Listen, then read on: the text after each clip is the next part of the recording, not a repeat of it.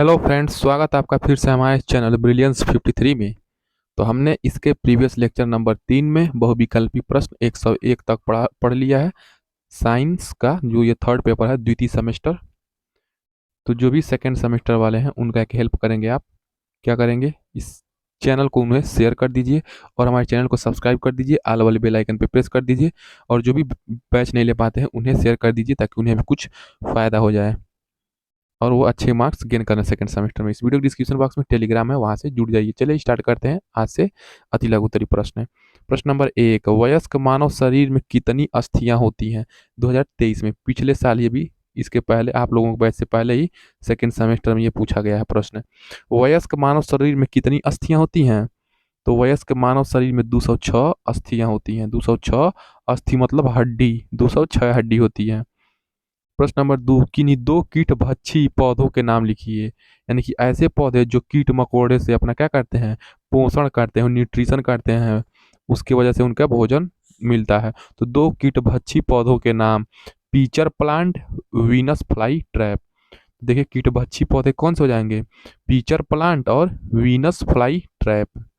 Next प्रश्न देखिए, प्रश्न नंबर 3 देखिए, किसी तत्व के दो समस्थानिक परमाणुओं में किसकी संख्या भिन्न होती है? 2023 में ये प्रश्न पूछा है। तो किसी तत्व के दो समस्थानिक परमाणुओं में किसकी संख्या भिन्न होती है? तो 1H1 समस्थानिक हो गया, फिर 1H2, फिर 1H3। इसको क्या कहते हैं, प्रोटियम, ड्यूट्रियम, ट्राइट्रियम। हाइड्रोजन के 3 समस्थानिक। तो दो समस्थानिक में परमाणु में किसकी संख्या समान होती है? तो देखिए परमाणु क्रमांक की संख्या समान होती है। अब परमाणु क्रमांक को किससे डिनोट करते हैं? जेड से। तो जेड बराबर क्या हो जाएगा, प्रोटॉनों की संख्या और इलेक्ट्रॉनों की संख्या। तो किसी तत्व के दो समस्थानिक परमाणुओं में न्यूट्रॉन की संख्या भिन्न होती है। तो देखिए प्रोटॉनों की संख्या समान होती है समस्थानिक में, ठीक है, प्रोटॉनों की संख्या समान होगी और इलेक्ट्रॉनों की। लेकिन क्या बच रहा है, न्यूट्रॉन बच रहा है, तो न्यूट्रॉनों की संख्या अलग अलग हो जाएंगे। ठीक है, इसमें न्यूट्रॉन देखिए कितने हो जाएंगे, ए बराबर पी प्लस एन फार्मूला से निकाल लेंगे, मैंने जो आपको बताया था उसी हिसाब से निकाल लेंगे। ठीक है, टाइम लगेगा निकालने में। प्रश्न नंबर 4, चाल किसे कहते हैं, इसका मात्रक भी लिखिए। 2023 में पूछा है। तो किसी वस्तु के विस्थापन की दूरी को चाल कहते हैं। तो चाल बराबर क्या हो जाएगा, चाल बराबर होता है दूरी बटे समय। तो किसी वस्तु में एकांक समय अंतराल में होने वाले विस्थापन को चाल कहते हैं। किसी वस्तु के विस्थापन की दूरी को चाल कहते हैं। चाल का मात्रक मीटर पर सेकेंड होता है। तो दूरी को मीटर में मापते हैं और समय को सेकेंड में। तो चाल बराबर, चाल का मात्रक क्या आ जाएगा, मीटर पर सेकेंड। ये बहुत इजी क्वेश्चन है, आप लोगों को उतना दिक्कत नहीं होना चाहिए। प्रश्न नंबर 5, प्रश्न नंबर 5 देखिए, कार्य किसे कहते हैं, इसकी इकाई लिखिए। तो कार्य यानी कि W बराबर वर्क बराबर force into displacement. W equals to force into displacement, यानी कि बल गुणे विस्थापन। तो फोर्स को न्यूटन में मापते हैं और विस्थापन यानी कि ये दूरी है तो इसको दूरी को मीटर में मापते हैं, तो न्यूटन मीटर हो जाएगा। तो कार्य, कार्य देखिए क्या जाएगा, जब किसी वस्तु पर 1 न्यूटन का बल लगाते हैं, इसी को 1 न्यूटन का बल लगाने पर वस्तु में बल की दिशा में, ठीक है, बल की दिशा में 1 मीटर का, यानी कि देखिए इसी से परिभाषा बन गया है, 1 मीटर विस्थापन हो जाता है। इकाई क्या होता है, कार्य का मात्रक न्यूटन मीटर को हम लोग क्या कहते हैं, जूल कहते हैं। इसी न्यूटन मीटर को क्या कहेंगे, जूल कहेंगे। तो याद है, आप लोग याद रखेंगे। प्रश्न नंबर 6वां देखिए, उत्तोलक कितने प्रकार के होते हैं? तो उत्तोलक 3 प्रकार के होते हैं, प्रथम प्रकार के उत्तोलक, द्वितीय प्रकार के उत्तोलक एवं तृतीय प्रकार के उत्तोलक। नेक्स्ट प्रश्न देखिए, प्रश्न नंबर 7 देखिए, प्रश्न नंबर 7 क्या है, विटामिन को कितने प्रकारों में बांटा जा सकता है? तो विटामिन को निम्नलिखित प्रकारों में बांटा जा सकता है, vitamin A, vitamin B, vitamin C, vitamin D, vitamin E, vitamin K. तो ए वसा में घुलनशील क्या हो जाएगा, ए डी ई के, ये क्या हो जाएगा, वसा में घुलनशील विटामिन है। और बी और सी किसमें है, जल में घुलनशील। याद रखेंगे, प्रश्न पूछता है। नेक्स्ट प्रश्न नंबर 8, प्रश्न नंबर 8 देखिए, किसी एक ऐसे भोज्य पदार्थ का नाम बताइए जो मात्र जंतुओं से प्राप्त होता है। तो दूध क्या होता है, जंतुओं से ही प्राप्त होता है। प्रश्न नंबर 9 देखिए, शरीर वर्धक भोजन किसे कहते हैं? तो शरीर में मसल्स को, मांस को बढ़ाने के लिए क्या देखिए, जो कहते हैं कि प्रोटीन की बहुत ज़रूरी है, दाल पीजिए। तो दाल में क्या मिलती है, बहुत ज़्यादा में, बहुत मैक्सिमम मात्रा में आपको दाल में प्रोटीन मिलता है। तो इसीलिए प्रोटीन युक्त भोजन शरीर वर्धक भोजन कहलाता है। शरीर को बढ़ाने में कार्य क्या है, किसका है, प्रोटीन है। बिना प्रोटीन के आपका शरीर बढ़ेगा नहीं। इसीलिए प्रोटीन आज से लेना स्टार्ट कर दीजिए, या तो प्राकृतिक रूप से लीजिए या तो आर्टिफिशियल से, लेकिन सही रहता है प्राकृतिक। न्यूट्रॉन की खोज किस वैज्ञानिक ने की थी, 2022 में पूछा है। तो देखिए, एक होता है फार्मूला, ईटा पर नाचय, ईटा पर नाचय, ईटा पर नाचय। तो ई से इलेक्ट्रॉन, इलेक्ट्रॉन की खोज जे जे टॉमसन। प से प्रोट्रॉन, इसका खोज रदरफोर्ड, ट्रिक है। न से न्यूट्रॉन, इसका खोज चैडविक है। तो ईटा पर नाचय, तो जेम्स चैडविक ने क्या खोज किया था, न्यूट्रॉन की। तो नाचय में 9 से न्यूट्रॉन, चय से चैडविक। प्रश्न नंबर 11 देखिए, जीवाणुओं से होने वाले रोगों के नाम बताइए। 2022 में प्रश्न पूछा है। तो जीवाणुओं से होने वाले रोग, तो जीवाणु मतलब बैक्टीरिया, तो बैक्टीरिया से कोई रोग बता दीजिए। कोई जरूरी नहीं कि जो यहाँ पे दिया गया है वही उत्तर आप लिखिए। आपको जो जीवाणुओं से होने वाले बीमारी याद आता है लिख दीजिए। तो हमको यहाँ पे दिया गया हैजा और निमोनिया, ये क्या है, जीवाणुओं से होने वाले रोग हैं। नेक्स्ट प्रश्न देखिए, देखिए 1 नंबर का आता है आपका तिलक उत्तरी। 25 नंबर का पेपर में आपका 5 क्वेश्चन आपका बहुविकल्पी आता है, 6 क्वेश्चन अति लघु उत्तरी, और 7 क्वेश्चन आपका क्या आता है, लघु उत्तरी आता है। ठीक है, तो लघु उत्तरी 2-2 नंबर का होता है। तो 14 नंबर का लघु उत्तरी, 6 नंबर का अति लघु उत्तरी, 5 नंबर का बहुविकल्पी, यही पैटर्न है 25 नंबर का। तो साइंस थर्ड पेपर है। प्रश्न नंबर 12 है, वनस्पति कोशिका एवं प्राणी कोशिका में कोई दो अंतर लिखिए। 2022 में ये प्रश्न पूछा है। तो वनस्पति कोशिका, तो प्लांट सेल और एनिमल सेल, इसको क्या कहेंगे, प्लांट सेल, यानी कि वनस्पति सेल को इसको क्या कहेंगे, प्लांट सेल, और इसको कहेंगे एनिमल एनिमल सेल। कोशिका क्या होती है, शरीर की सबसे आधारभूत छोटी, smallest unit of human human body is called cell. Number of cell या collection of cell is called tissue, यानी कि उत्तक। तो वनस्पति कोशिका और प्राणी कोशिका, वनस्पति कोशिका मतलब प्लांट सेल। तो वनस्पति में कोशिका भित्ति पाई जाती है। आप देखे होंगे पेड़ों का छाल होता है ना, तो पेड़ों का छाल होता है एक तरह से, वो क्या हो जाएगी, वो पेड़ों का कोशिका भित्ति हो जाएगी। उसको क्या कहेंगे, कोशिका भित्ति। भित्ति मतलब होता है दीवार। भित्ति का मतलब क्या होता है, दीवार, यानी कि कोशिका के चारों ओर जो दीवार होती है, जो कोशिका को क्या करती है, संरक्षण प्रदान करती है, उसी को कोशिका भित्ति कहते हैं। ठीक है, तो ये वनस्पतियों में पाया जाता है, प्लांट सेल में। जंतु कोशिका में कोशिका भित्ति नहीं पाई जाती है। कैसे नहीं पाई जाती है, आप किसी भी जंतु देखेंगे उसके अंदर, जैसे मान लीजिए किसी जंतु को आप लोग, जैसे मान लीजिए उनके ऊपर क्या होता है, बस एक चमड़ा होता है, त्वचा होता है। तो वो कोशिका भित्ति थोड़ी है, वो तो त्वचा है। उसके अंदर क्या होता है, मांस होता है, मांस के अंदर बहुत सारी चीज जो होते हैं, समझ रहे हैं। तो त्वचा होता है, त्वचा को आप कोशिका नहीं समझेंगे। तो जंतु कोशिका में कोशिका भित्ति नहीं पाई जाती है। इसमें क्लोरोप्लास्ट बहुत ही सामान्य होते हैं। ठीक है, क्लोरोप्लास्ट में ही क्या होते हैं, क्लोरोफिल होते हैं। और इसी क्लोरोफिल में क्या होता है, आपका प्रकाश संश्लेषण की क्रिया होती है, और पौधे अपना भोजन बनाते हैं। तो वनस्पति कोशिका यही दो दो मुख्य है। यानी कि वनस्पति कोशिका में सेलवाल पाया जाता है, इसमें क्या पाया जाता है, सेलवाल पाया जाता है, और इसमें क्लोरोप्लास्ट पाया जाता है। ये याद रखेंगे, क्लोरोप्लास्ट पाया जाता है। तो सेलवाल और क्लोरोप्लास्ट आपका वनस्पति कोशिका में पाया जाता है, लेकिन प्राणी कोशिका में सेलवाल नहीं पाया जाता है। तो यहाँ पे लिख देते हैं, सेलवाल को कट कर देते हैं, सेलवाल नहीं पाया जाता है। और देखिए, इसमें क्लोरोप्लास्ट नहीं होते हैं, और इसमें क्या होंगे, क्लोरोप्लास्ट नहीं होंगे। ठीक है, अब देखिए नेक्स्ट प्रश्न नंबर 13। प्रश्न नंबर 13 क्या है, आपके स्क्रीन के सामने देखिए। प्रश्न नंबर 13 है, समस्थानिक किसे कहते हैं, उदाहरण लिखिए। समस्थानिक को क्या कहते हैं, आइसोटोप्स कहते हैं, आइसोटोप्स। आइसो मतलब क्या होता है, सेम। आइसो मतलब क्या होता है, सेम, यानी कि समान। तो इसके नाम से ही काम स्पष्ट है, यानी कि समान होने चाहिए। क्या समान होना चाहिए, समस्थानिक के, यानी कि उनके स्थानों का समान होना चाहिए। जैसे 1H1 प्रोट्रियम, 1H2 ड्यूट्रियम, 1H3 ट्राइट्रियम। तो देखिए ये 1 1 समान है ना, तो ये क्या है, ये परमाणु क्रमांक समान होने चाहिए, लेकिन परमाणु भार भिन्न भिन्न होने चाहिए, वही समस्थानिक कहलाते हैं। तो एक ही तत्व के, तो मान लीजिए हमने हाइड्रोजन लिया था 1H1 1H2 1H3, तो एक ही तत्व के भिन्न भिन्न परमाणु, तो ये भिन्न भिन्न परमाणु हुए कि नहीं, ये प्रोट्रियम है, ये ड्यूट्रियम है, ये ट्राइट्रियम है। तो एक ही तत्व के भिन्न भिन्न परमाणु हो गए जिनकी परमाणु संख्या समान हो। परमाणु संख्या समान है, देखिए एक है एक है, ठीक है। लेकिन द्रव्यमान संख्या भिन्न भिन्न हो। द्रव्यमान यहाँ पे एक है प्रोटियम का, ड्यूट्रियम का द्रव्यमान संख्या दो है, ट्राइट्रियम का द्रव्यमान संख्या तीन है। तो उन्हें समस्थानिक या आइसोटोप्स कहते हैं। हाइड्रोजन के तीन समस्थानिक, 1H1, 1H2, 1S3, ठीक है, 1H3 पढ़ते हैं इसको। नेक्स्ट प्रश्न, प्रश्न नंबर 14 देखिए। प्रश्न नंबर 14 क्या है?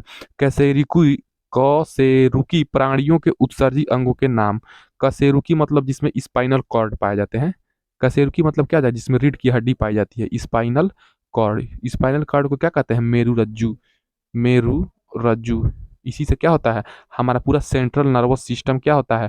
जुड़ा होता है। सेंट्रल नर्वस सिस्टम को यही क्या करता है? सूचना भेजता है, स्पाइनल कॉर्ड। तो कशेरुक प्राणियों के उत्सर्जी अंग बताना है आपको।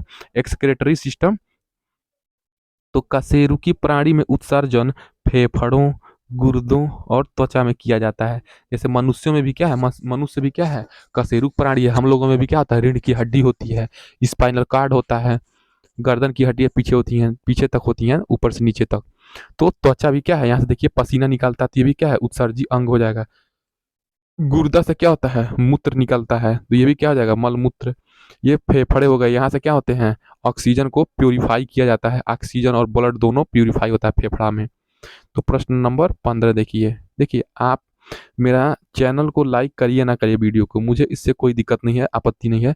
बस आप लोग जो सेकेंड सेमेस्टर वाले हैं उन्हें बस ये बता दीजिए कि यहाँ पे उनको फ्री क्लास मिल जाएगा बिना किसी पेड कोर्स के। वो भी उनको 100% तैयारी की गारंटी, और वो 90% से ऊपर लाने की गारंटी है अगर यहाँ पे पढ़ते हैं तो आपको। क्योंकि मैं भी क्या हूँ? मैं भी डीएलएड प्रशिक्षु हूँ और मैं भी एग्जाम देता हूँ। प्रश्न नंबर 15, प्रश्न नंबर 15 क्या? शारीरिक व्यतिक्रम किसके कारण होता है? तो दूषित भोजन। शारीरिक व्यतिक्रम मतलब शारीरिक बीमारी। तो दूषित भोजन, दूषित वातावरण तथा सूक्ष्म जीवों के प्रकोप से शारीरिक व्यतिक्रम होता है। तो आप मान लीजिए दूषित भोजन करेंगे, बासी भोजन खाते हैं, या दूषित वातावरण में रहते हैं जहाँ पे वायु जल अच्छे नहीं है, बहुत सारे, मतलब आपको एक मानव जीवन के लिए वो पर्याप्त अच्छा जगह नहीं है, विषैली जगह रहते हैं, या सूक्ष्म जीव कोई हो गया, कोई माइक्रो बैक्टीरिया, कोई माइक्रो बैक्टीरिया आपको, जैसे मान लीजिए कोरोना वगैरह आ गया था, तो ये माइक्रो बैक्टीरिया वगैरह हो गया, या मलेरिया या फीवर वूवर हो जाता है, ये सब माइक्रो बैक्टीरिया की वजह से हो जाता है। इसी को शारीरिक व्यतिक्रम कहते हैं। नेक्स्ट प्रश्न देखिए, प्रश्न नंबर 16 क्या है? संक्रामक रोग किसे कहते हैं? तो संक्रामक रोग ऐसा रोग होता है जो किसी एक व्यक्ति से दूसरे व्यक्ति तक प्रत्यक्ष या अप्रत्यक्ष रूप से पहुंच जाता है। संक्रामक रोग को क्या कहते हैं? कॉन्टेजियस। क्या कहते हैं? कॉन्टेजियस। कॉन्टेजियस डिजीज कहते हैं, यानी कि ये कॉन्टैक्ट से फैलता है। तो एक व्यक्ति से दूसरे व्यक्ति तक प्रत्यक्ष या अप्रत्यक्ष रूप से पहुंच जाता है, इसी को संक्रामक रोग कहते हैं। नेक्स्ट प्रश्न देखिए 17, वर्धी प्रजनन किसे कहते हैं? तो वर्धी प्रजनन प्रायः पौधों में पाया जाता है, ठीक है। एक होता है लैंगिक प्रजनन, एक होता है अलैंगिक प्रजनन, ठीक है, सेक्सुअल रिप्रोडक्शन और एसेक्सुअल रिप्रोडक्शन। और इसको क्या कहेंगे? Vegetative propagation. वर्धी प्रजनन या कायिक प्रजनन ये पौधों में पाया जाता है। जब पौधों के वर्धी भाग जैसे जड़, ठीक है, उसका रूट हो गया, स्टेम यानी तना, जड़, तना, पत्ती से नए पौधे का जन्म होता है, इसे वर्धी प्रजनन कहते हैं। जैसे गुलाब का पौधा आप काट के लाइए दूसरी जगह से, उसका डांडी काट के लाइए और उस डंठल को क्या करिए, आप लगा दीजिए, तो फिर से क्या होता है? पेड़ के रूप में परिवर्तित हो जाता है। तो इसी को वर्धी प्रजनन कहते हैं, कलम विधि द्वारा। ये सब वर्धी प्रजनन के अंतर्गत आता है। प्रश्न नंबर 18, प्रश्न नंबर 18 क्या है? संचारी रोग किसे कहते हैं? तो वह सभी रोग जिनके तात्कालिक कारक सूक्ष्म जीव होते हैं तथा ये रोग एक दूसरे मनुष्य तक छुआछूत के कारण फैलते हैं। संचारी रोग क्या कहते हैं? जो माइक्रोबैक्टीरियम होते हैं, माइक्रोबैक्टीरियम और छुआछूत एक मनुष्य से दूसरे मनुष्य में फैलता है, इसे संचारी रोग कहते हैं। नेक्स्ट प्रश्न क्या है? प्रश्न नंबर 19, संक्रामक रोग कितने प्रकार के होते हैं? तो संक्रामक रोग दो प्रकार के होते हैं, सांसर्गिक रोग और संचारी रोग। तो संक्रामक रोग आपके दो प्रकार के याद रखेंगे, सांसर्गिक रोग और संचारी रोग।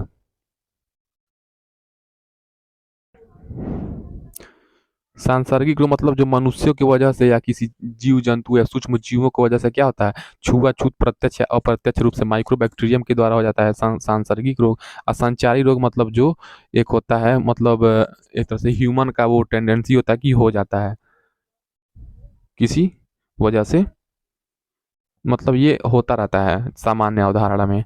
प्रश्न नंबर 20, मनुष्य को प्रतिदिन अपने भोजन में कितने पानी की आवश्यकता होती है?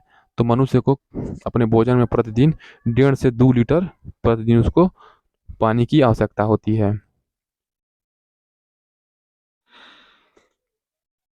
प्रश्न नंबर 21 देखिए, कुपोषण किसे कहते हैं?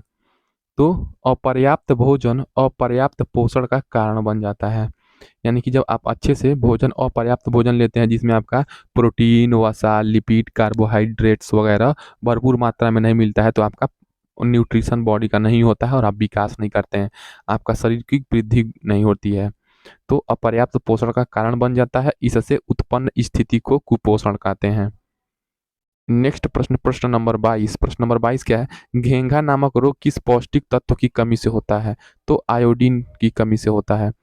नेक्स्ट प्रश्न क्या है? प्रश्न नंबर 23, भोजन के परिरक्षण की कौन कौन सी विधियां हैं? तो भोजन की परिरक्षण की विधियां यानी कि भोजन को क्या बोलते हैं, कंजर्व करने की, कंजर्वेशन की प्रोसेस, यानी कि इसको प्रिजर्व करने की। तो भोजन को प्रिजर्वेशन की कौन कौन सी विधियां हैं? तो अंतराल से उबालना और ठंडा करना। ठीक है, जैसे आप दूध को क्या करते हैं, फट ना जाए इसीलिए दूध को हर 4 घंटे 5 घंटे पे क्या करते हैं, उबालते हैं। तो ये क्या हो जाएगा, भोजन को भोजन को अंतराल में उबालना और ठंडा करना। फिर भोजन को सुखाना। ठीक है, सुखाना, क्या सुखाते हैं आप? तो जैसे अचार हो गया, ये क्या होता है, ये अचार को आप सुखाते हैं,